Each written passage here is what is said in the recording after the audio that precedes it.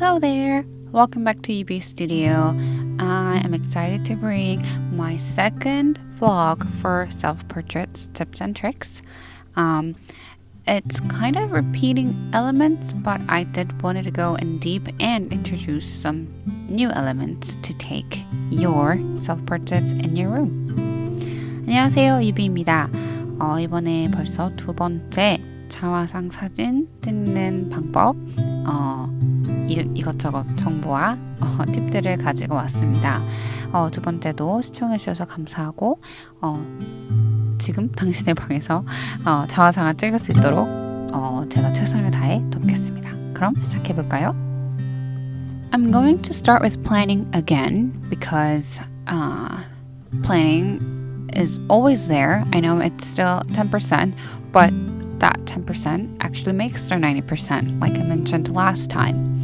And in terms of reference images, I wanted to explain in detail about what kind of reference image that I actually prefer and really direct towards because that influences my photo shoot. So in my case, I'm an artist and I paint, and I actually look at art books more than fashion magazines.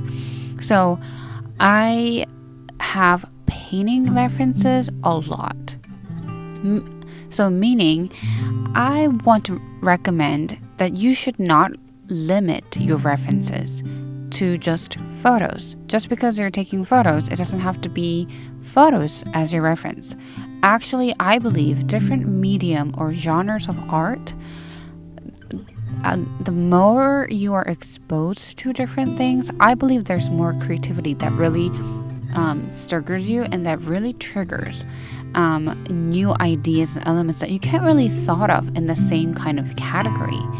So I always capture, I read ebook, I actually have physical art books as well, and I take photos or I take notes to really think about how I could replicate or resemble the painting in a format of photography. It might sound difficult, but it actually really makes you think creatively. So these are some painting references that I have, especially terms of color palette, the motion that the figure or the painting is portraying is very important for me. So I really wanted to suggest that I don't only look at photos, but actually more than photos. I actually push myself to look at more than photos, to reference and to really influence my photo shoot and myself. And I suggest you to do that also. 촬영 계획 속에서 참조하는 사진들에 대해서 한번 말씀을 드리고 싶었어요. 사실 참조 사진이라고 하면 또 무드보드라고 하면 우리는 사진을 생각하게 되잖아요.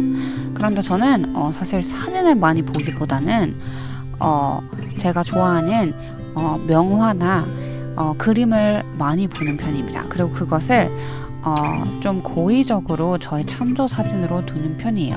저는 사실 패션 잡지보다는 화집이나 그리고 저는 이북으로도 책을 많이 읽는데 그 속에서 읽는 다양한 클래식 아티스트들의 작품들을 많이 접하고 또 그런 것들이 정말 영감이 많이 되어요. 그냥 이 명화를 봤을 때 사진으로 어떻게 찍어야 할지 약간 보이는 느낌이 있거든요. 그래서 참조 사진을 찾으실 때 꼭 잡지나 꼭 사진이 아니어도 된다는 것을 말씀드리고 싶었고, 그것을 도전해보면 되게 좋아요. 꼭 내가 영상을 찍어야 된다고 해서 영상을 볼 필요도 없고, 내가 그림을 그려야 된다고 해서 그림을 볼 필요는 없어요. 왜냐면 예술은 다 똑같은 예술이고 우리가 시각적으로 자극이 될 뿐 사실 그것을 표현하는 수단은 그 어떻게 창의적이고 색다른 방법으로 하는지는 사실 우리의 선택이거든요. 그리고 그게 자화상으로 나타날 때 정말 흥미롭습니다. 왜냐면 내가 나를 표현하는 것이고 그 모든 표현의 방법을 내가 내 몸으로 내 스스로 내 표정과 그 모든 것으로 선택할 수 있거든요. 그것이 더 창의적인 아티스트로 저를 되게 도전하게 했기 때문에 당신도 참조를 하거나 또 계획을 할 때 그러하면 좋겠다라고 생각을 해봅니다. Next is set design. I just wanted to get in a little bit more detail about set design. So basically, you kind of see it here. I use a backdrop stand. I have like 3 or 4 backdrop stands. And to be honest, I think backdrop stand is a very good investment if you are in photography. Because with backdrop stands, not only you could put backdrop stands, you can hang like flowers on the string, you can hang windows, you can hang whatever, and just giving a little different vibe for every single different element just creates a new scene. And backdrop stands could go from like $40 to $60. I usually don't get that expensive ones, but according to your usage, I would really ask you to invest if you are looking for a set design that has backdrops. And next, I do use a lot of fabrics for background.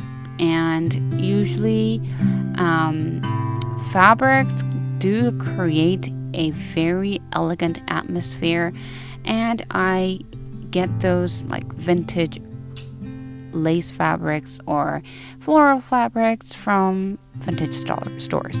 And usually I just use pins to plug it in on the wall sometimes if I need to create that crease. But overall, when I create the set design, I look at levels. So I look at the low level, the middle level, and the high level. I just look at 3 levels. And when you actually look at the set design as a composition of art, like as a sketchbook, usually the person or myself kind of sits in the middle level. If I stand,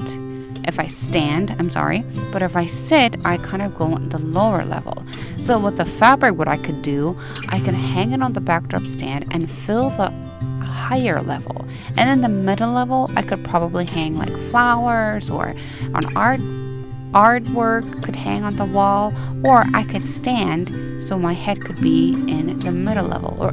And then on the bottom, I could put a chair for a lower level, or I could put a huge plant so it creates and fills that lower level.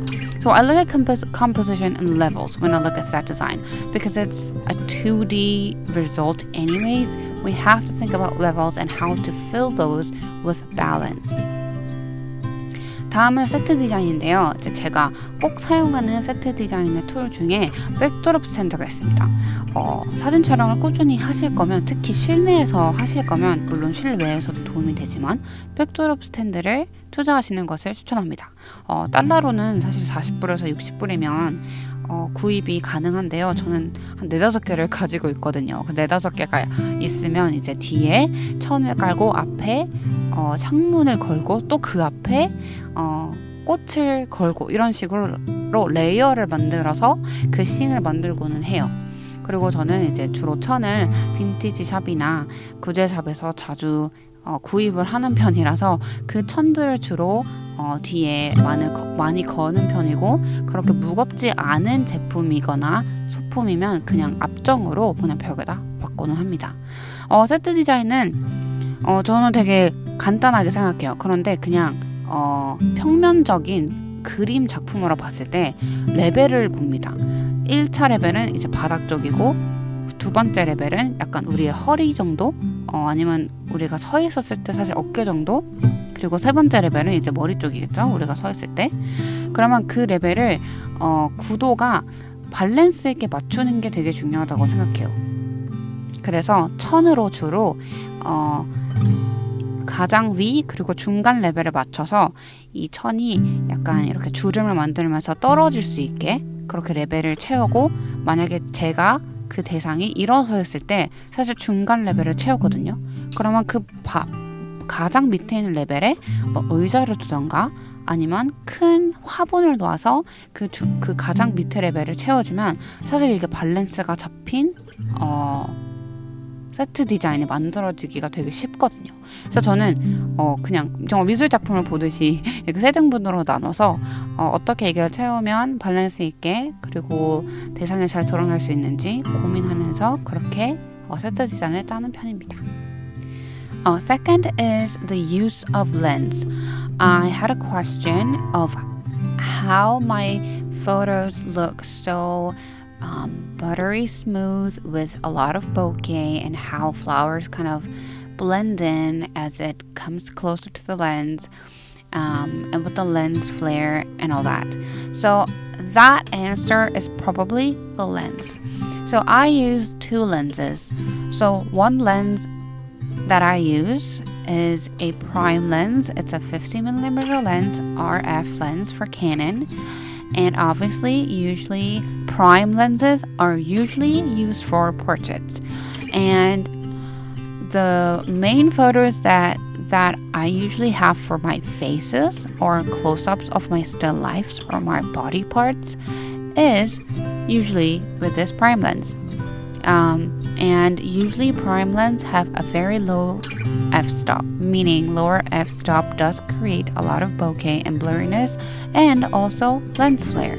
So when I usually have the prism and the flower in front of the lens, it creates such blurriness and buttery smooth effect. The second lens that I use is a zoom lens, and it's a 24-75mm Sigma lens.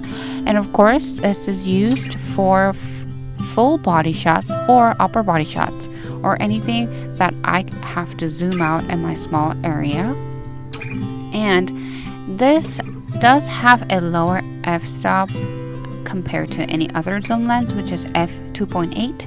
It's pretty blurry, and that's kind of like the highest number that I would go in an f-stop, but it works. And I usually take it in the beginning of the photo shoot to take my full body shots. 두 번째는 제가 쓰는 렌즈에 대해서 질문을 받아서 대답을 드리려고 합니다. 저는 두 가지 렌즈를 쓰는데 표준 렌즈와 줌 렌즈를 씁니다. 표준 렌즈는 단 렌즈라고도 하는데 줌이 되지 않는 렌즈이고 주로 50mm 렌즈 단 렌즈가 초상화를 찍을 때 많이 사용이 되죠. 또 거리가 좀 있기 때문에 주로 제 상체를 찍거나 얼굴을 찍을 때 이 렌즈를 사용하고요. 이 렌즈들은 대부분 조리개가 많이 열리는 편이에요. 그래서 저는 f-stop 1.4인 50mm RF 캐논 렌즈를 갖고 있고요. 이 렌즈를 사용하면 이제 저번 영상에서 보셨듯이 꽃이나 프리즘을 렌즈 앞에 둘 때 자연스럽게 흐려지고 또 햇빛이 직접 렌즈에 비춰졌을 때 역광이 들어서 이렇게 빛이 스며들어서 뿌옇게 되는 렌즈 플레어도 생길 수 있습니다. 두 번째 렌즈는 제가 갖고 있는 24에서 75mm 시그마 줌 렌즈입니다. 줌 렌즈는 말 그대로 줌 아웃이 가능하기 때문에 저의 작은 공간에서 전체 바디를 찍거나 아니면 분위기로 그 전체의 세트 디자인을 찍을 때 줌 렌즈를 사용하고는 합니다. The final point for today is the mindset. To elaborate this, meaning the things that you have to consider when shooting alone.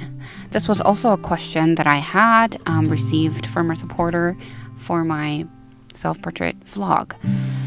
So, the mindset of a self-portrait photographer. First, to be honest, you are doing like 4 things as a one person. You are a model, you are a stylist, you are a makeup artist, you are a set designer, you are an art director, you are a photo editor, and you are just a creator. So what you do have a lot of things to consider to be one, but I want to recommend that you don't have to divide that and think that I have so many things to do, but I'm just alone. No, I just think when I go into my self-portrait session, I think that I'm one person. Like I'm the model, but at the same time, I, as a same person, think about how I want my makeup, and at the same time, I think about how I see myself as an art director. So I believe actually doing self-portraits, it's a practice where all different characteristics, your talents that could be divided and could be said as a different role become one. It is important because self-portrait session itself is kind of like a reflection time, who you knowing and revealing and discovering who you are and knowing that you are talented enough. And you don't have to divide yourself that you are this person at this situation, that person at that situation, but you are just one. And it is a very important opportunity that you realize that you recognize the uniqueness of yourself in you doing makeup, in you choosing your clothes, in you creating the set design, and you creating just this whole photo shoot.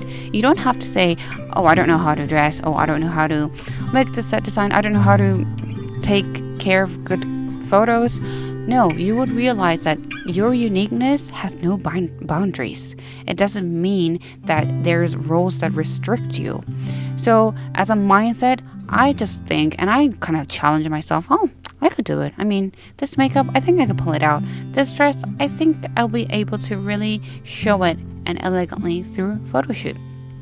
So I think this mindset is very important because I think I in the beginning was very overwhelmed because I thought I had too many things to do at once.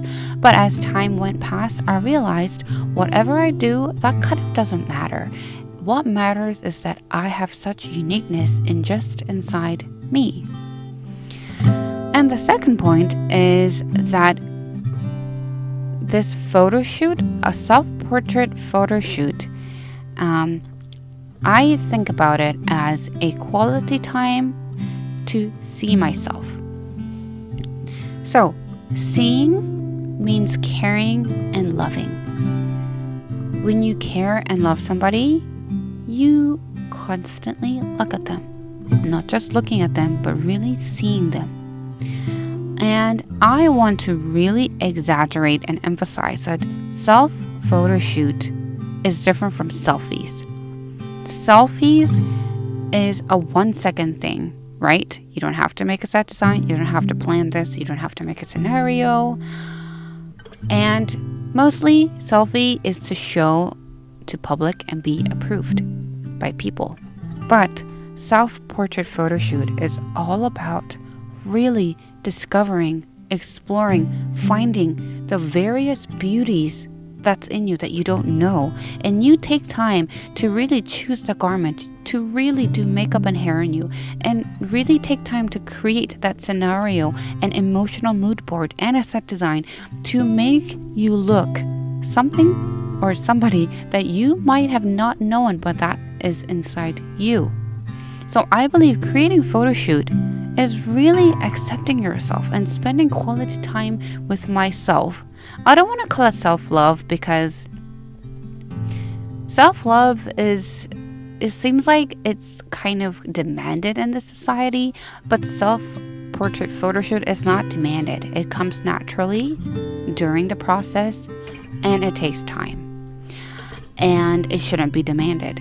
So the second mindset that I really want to recommend is that photo shoot, especially self-portrait photo shoot, is something beyond just taking pretty photos. You gotta think, why am I doing this? What am I really doing with myself during this time of photo shoot? And I hope you really discover that this time will challenge you and really cherish what you have inside you and realize you would see and capture the places of your body, the facial expression that you've never seen, and you'll just see and accept the unique self of you. 자, 마지막 포인트는 이제 마인드셋입니다. 혼자 자화상을 찍을 때 마인드셋 2가지를 말씀드리려고 합니다. 첫 번째는 저도 그랬지만 처음에 자화상 촬영을 시작했을 때 내가 한 4-5가지를 해야 되니까 1인 5역을 해야 되니까 되게 부담이 되었는데요. 결국 그 모든 역할들이 사실 중요한 게 아니라 그 역할들을 해내는 나만의 개성이 되게 중요하다는 것을 깨닫게 돼요. 근데 그게 바로 내가 메이크업을 하든 내가 옷을 고르든 내가 촬영을 해서 모델이 되든 그 그건 다 상관없이 어쨌든 나만의 개성과 존엄성이 드러난다는 것이에요. 그래서 사실 되게 자신감을 얻게 돼요. 내가 무엇을 만들어서 그 만든 결과물 때문에 내가 누군가가 아니라 내가 무엇을 하든 내가 어떠한 것을 창작하고 어떠한 도구를 쓰든 나라는 사람은 드러나게 되어 있고 나의 개성은 정말 소중하구나. 그것을 기억하는 게 이 자화상을 찍었을 때 정말 갖게 된 마인드셋이었습니다. 그리고 두 번째는 자화상을 찍는 이유예요. 이 자화상 사진 촬영은 셀피랑은 다른 것 같아요. 이게 그냥 아이폰으로 찍는 사진이랑은 다르단 말이죠. 아이폰으로 찍는 나의 셀카는 그냥 1초 만에 찍는 거고 사실 그냥 공공성상에 올려서 사람들에게 인정받기 위한 사진이잖아요. 그런데 자화상 촬영은 다릅니다. 자화상 촬영은 내가 시간을 들이고 고민을 해서 나 스스로가 정말 표현하고 싶은 것이 무엇인지 고민하게 되고 내가 알지 못하던 나의 모습을 찾고 또 그것을 발견하고 기뻐하는 소중한 과정이에요.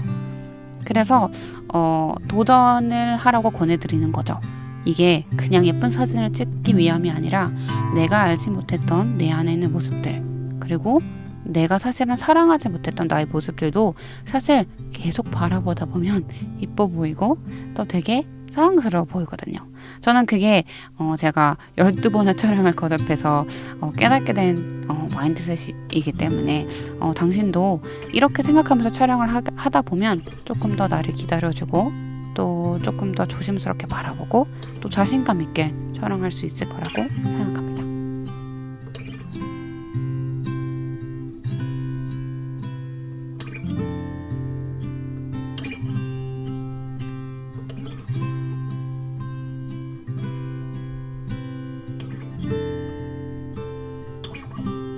Thank you so much for watching my second video of self-portrait vlog. I was very, very touched when I was writing this script, and I'm very excited to hear how these thoughts would influence you positively and really push you to take your self-portraits.